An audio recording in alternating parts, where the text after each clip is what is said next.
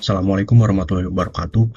Kami dari kelompok 7 kali ini ingin mempresentasikan hasil dari materi yang telah kami buat berjudul dampak etika dari kebijakan penggunaan kecerdasan buatan atau AI. Eh, Membahas bagaimana kebijakan dalam pengembangan dan penerapan AI ini memengaruhi aspek etika dalam bermasyarakat. Teknologi ini membawa banyak manfaat, namun juga menimbulkan dilema moral yang perlu diatur melalui kebijakan yang tepat agar penerapannya dapat menimbulkan dampak yang positif bagi banyak pihak. Namun sebelum masuk ke poin utamanya, kami ingin memperkenalkan diri kami terlebih dahulu, dimulai dari Nama saya Sapina Remantoro. Baiklah, nama saya Muhammad Haikal. dan saya Muhammad Zahrawani Syakban.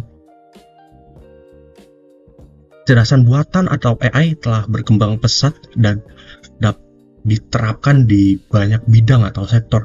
Salah beberapanya adalah bidang kesehatan, pendidikan, ekonomi, hingga keamanan. Namun perkembangan ini memunculkan sebuah persoalan etis yang perlu diperhatikan, terutama terkait privasi, keadilan, tanggung jawab, dan transparansi dari penggunaan AI itu sendiri. Oleh karena itu, kebijakan yang mengatur penggunaan AI ini sangat penting untuk memastikan teknologi ini dapat digunakan secara aman, adil, dan bertanggung jawab dalam bermasyarakat. Nah, di poin ini saya akan menjelaskan beberapa prinsip etika dalam menggunakan AI. Dan di poin pertama ada transparansi, di mana sistem AI ini harus dapat dijelaskan dan dipahami oleh masyarakat, di mana ini bertujuan agar tidak disalahgunakan baik untuk hal kriminal ataupun tindak kejahatan, seperti yang kita tahu banyak sekali sekarang penggunaan AI untuk hal-hal seperti itu, yang dimana ini bersambung dengan poin kedua, keadilan, mencegah bias atau diskriminasi. Lalu ada juga poin ketiga, akuntabilitas, di mana di sini harus ada pihak yang bertanggung jawab untuk menjalankan AI agar tidak melakukan hal yang tadi saya jelaskan sebelumnya. Lalu ada juga poin keempat, privasi atau keamanan, di mana si pihak ini juga harus dapat melindungi data si pengguna agar tidak digunakan untuk hal-hal seperti sebuah kejahatan atau hal-hal lainnya. Lalu ada kebaikan sosial, di mana AI ini dapat digunakan oleh masyarakat atau banyak orang untuk memberikan sebuah manfaat. Lalu setelah ini akan dijelaskan lagi oleh Safino Nirmantoro. Di sini akan membahas tentang isu etika utama dalam penggunaan AI, yang dimana ada beberapa isu etika utama yang muncul dalam penggunaan AI. Jadi penggunaan kecerdasan buatan sebenarnya membawa banyak manfaat, tapi juga menimbulkan berbagai tantangan etika yang cukup kompleks. Salah satu masalah utama adalah privasi data, karena AI sering membutuhkan data dalam jumlah besar dan bisa berisiko disalahgunakan. Selain itu, bias dan diskriminasi juga bisa terjadi kalau data-data yang digunakan tidak seimbang, sehingga si keputusan AI jadi tidak adil. Masalah lain yang nggak kalah penting adalah soal transparansi dan tanggung jawab. Kadang sistem AI bekerja secara tertutup, jadi sulit untuk menjelaskan kenapa dia mengambil keputusan tertentu. Nah, di sini muncul pertanyaan besar, kalau AI salah, siapa yang bertanggung jawab? Pengembangnya, penggunanya, atau sistemnya sendiri?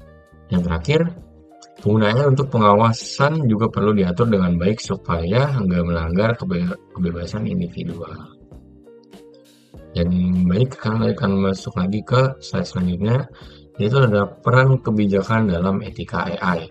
Nah, kebijakan punya peran penting untuk memastikan AI dikembangkan dan digunakan sesuai dengan prinsip etika. Pemerintah dan lembaga terkait perlu menetapkan standar hukum dan pedoman etika yang jelas supaya penggunaan AI tetap aman dan bisa dipertanggungjawabkan. Selain itu, kebijakan juga harus mendorong transparansi dan akuntabilitas, serta melindungi privasi dan keamanan data pengguna. Adanya audit algoritma juga penting banget, supaya keputusan yang dibuat AI bisa dipercaya dan bebas dari bias. Dengan adanya kebijakan yang baik, kepercayaan publik terhadap teknologi AI di berbagai sektor juga bisa tetap terjaga. Kita lanjut ke slide berikutnya, yaitu dampak positif kebijakan etika AI.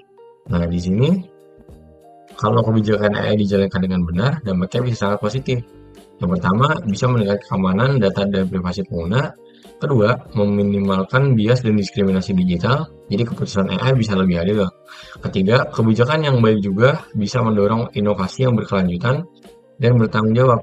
Karena pengembang punya pedoman yang jelas. Dan yang terakhir, hal ini bisa menumbuhkan kepercayaan masyarakat terhadap teknologi AI. Jadi AI bisa diterima dengan lebih luas dan memberikan manfaat yang lebih besar buat semua orang.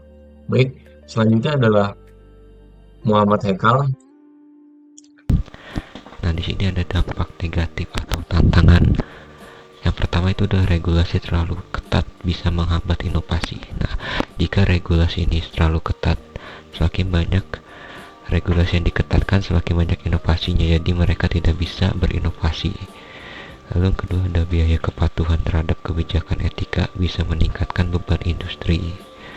Perbedaan standar internasional dapat menimbulkan konflik antar negara. Dan yang terakhir, resiko penyalahgunaan kebijakan untuk kepentingan politik atau ekonomi. Nextnya. Nah, di sini juga ada studi kasusnya. Itu adalah Sora AI yang saat ini lagi maraknya ya. Sora atau alat AI pembuat video dari OpenAI dilaporkan menghasilkan konten yang menampilkan bias gender dan ras, seperti menggambarkan pria sebagai pemimpin dan wanita sebagai pekerja layanan. Nah, dampaknya itu adalah memperkuat stereotip sosial, menurunkan kepercayaan publik terhadap AI, menunjukkan perlunya regulasi dan audit ketika etika AI. Nah, kesimpulannya adalah kebijakan AI yang berlandaskan etika harus mampu menyeimbangkan antara inovasi teknologi dan perlindungan nilai-nilai manusia. Diperlukan pendekatan multidisiplin yang melibatkan bidang teknologi, hukum, sosial, dan filsafat untuk menghasilkan pedoman yang komprehensif. Tujuan akhirnya adalah menciptakan sistem AI yang etis, transparan, adil, dan memberikan manfaat sebesar-besarnya bagi seluruh umat manusia. Nah, sekian dari kelompok kami. Wassalamualaikum warahmatullahi wabarakatuh.